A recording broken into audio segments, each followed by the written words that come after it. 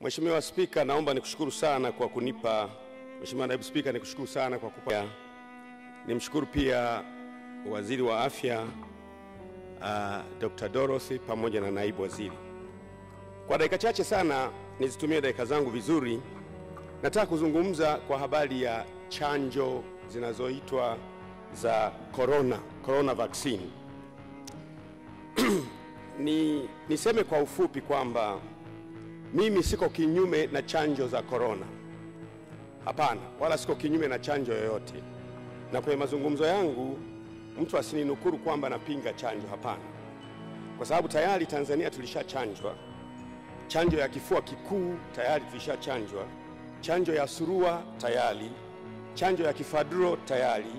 Chanjo ya polio tayari.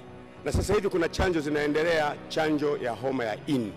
Kwa hiyo siko kinyume na chanjo kwa sababu tayari chanjo ziko Tanzania na watu wanaendelea.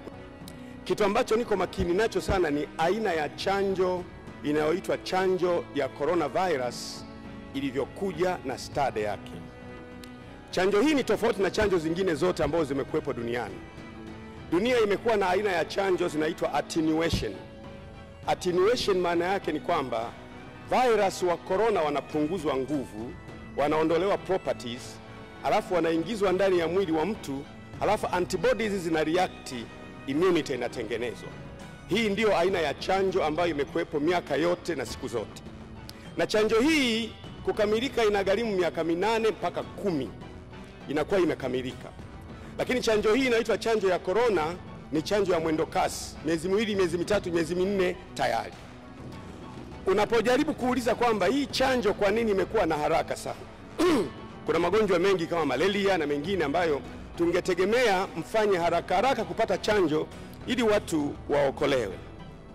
Wanasema sababu ya kwanza kwa sababu teknolojia imeongezeka, sababu ya pili wamemobilize resource kutoka kwenye makampuni mengi duniani, na sababu nyingine ni kwamba ni kwa sababu ni pandemic.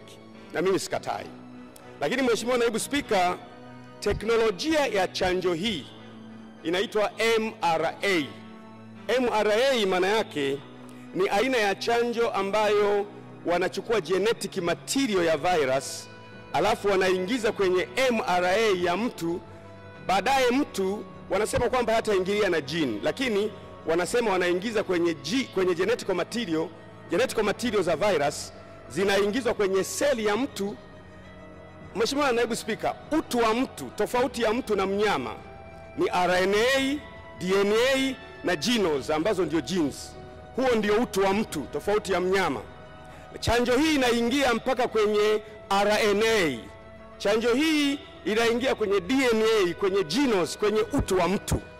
Hatujajua baada ya chanjo hii atazaliwa mtu wa namna gani baada ya miaka 10, baada ya miaka 5, baada ya miaka 6.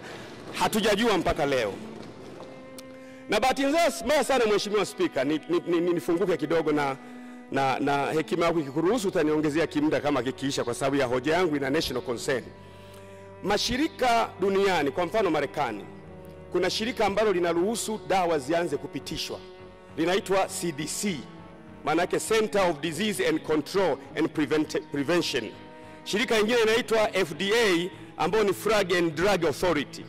Haya ndiyo mashirika la Kimarekani yana authorize dawa zote kwa ajili ya matumizi ya binadamu. Chanjo hizi zote unazoziona hizi hazijawa authorized na mashirika haya. Lakini kuna kishirika kidogo ambacho kinaitwa Emergency Use Authorization.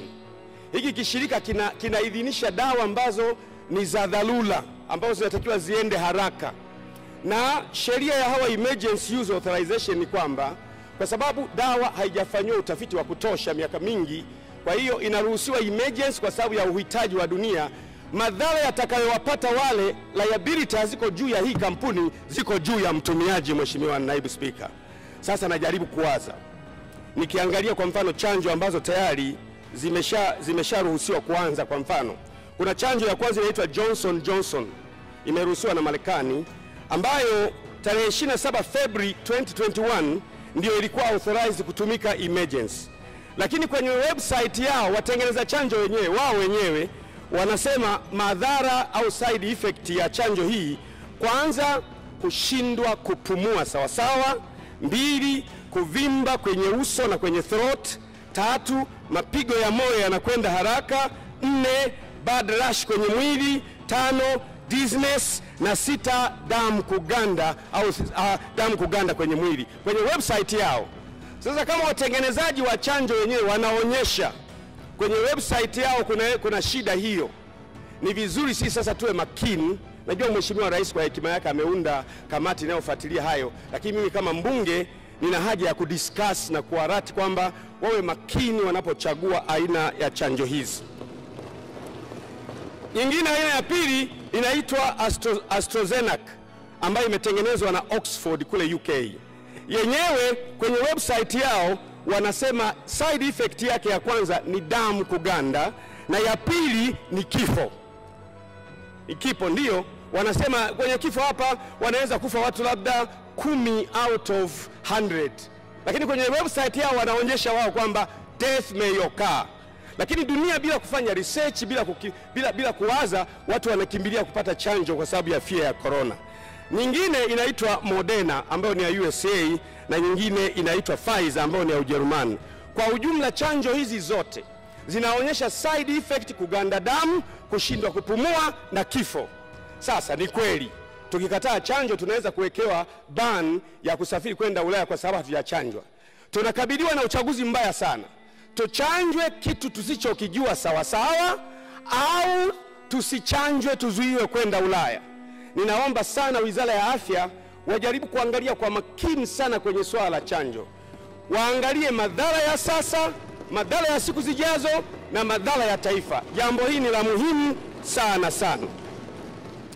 Mheshimiwa Naibu Spika, niruhusu kidogo niongeze kidogo.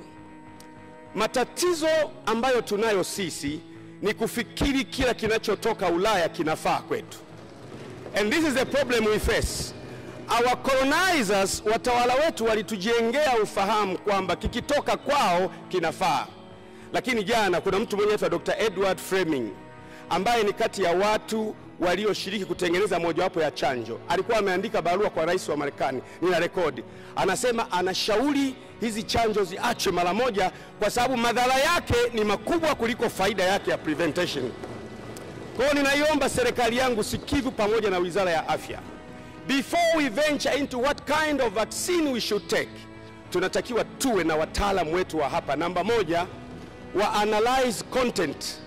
Haya majina ya chanjo ni business name, lakini kuna generic name. Generic name includes the content, kuna nini ndani ya chanjo. Wa analyze matatizo yatakayotupata sisi tutakaochanjwa na watoto wetu baadaye, kwa sababu shida ikiingia kwenye DNA na kwenye gene na RNA ndio utu wa mtu. Ina send message miaka ijayo mtu azaliwe wa namna gani. Madhara yanaweza kuwa sio leo, but in 20 years to come, 30 years to come, tunaweza kuwa na Watanzania wasioweza kufikiri vizuri, wasio na maamuzi mazuri, na taifa letu litashindwa. Ninaomba sana Wizara ya Afya, before we know which method we implement, tufanye due diligence ya kuifuatilia hii chanjo ni ya namna gani, na pia tusome website. Nataka niongezee jambo moja kwamba anything kule Marekani au kule Ulaya kuna organization inaitwa EMA, maana yake European Medicine Agency, ambayo na yenyewe ina authorize dawa zote ndio zinatumika. Hizi agency zote, agency ya Ulaya na agency za Marekani, hazija authorize zenyewe. Zimeweka kwenye ka institution kanakoruhusiwa kwa authorize emergency kare, na matokeo ya kwa authorize emergency, huyo aliyetengeneza dawa hana madhara, kwamba ni wewe mwenyewe utajijua wewe mwenyewe, na wanasema kwamba iwe inatumika huku inafanywa uchunguzi. Mheshimiwa Naibu Spika, ni ujinga kuruhusu taifa zima kuwa experiment ya majaribio eti kwa sababu tuna haraka ya corona. I know corona is dangerous, yes, but it is more dangerous for we to allow the all nations, Watanzania wote milioni 50 wachanjwe, eti ndio tuwe tunaangalia matokeo tunaripoti kwenye hizi institution. Ninaomba sana ili swali liangaliwe kwa makini, lifanyiwe kazi, na mwisho wa siku kila silaha itakayofanyika juu yetu haitafanikiwa. Asante sana Mheshimiwa.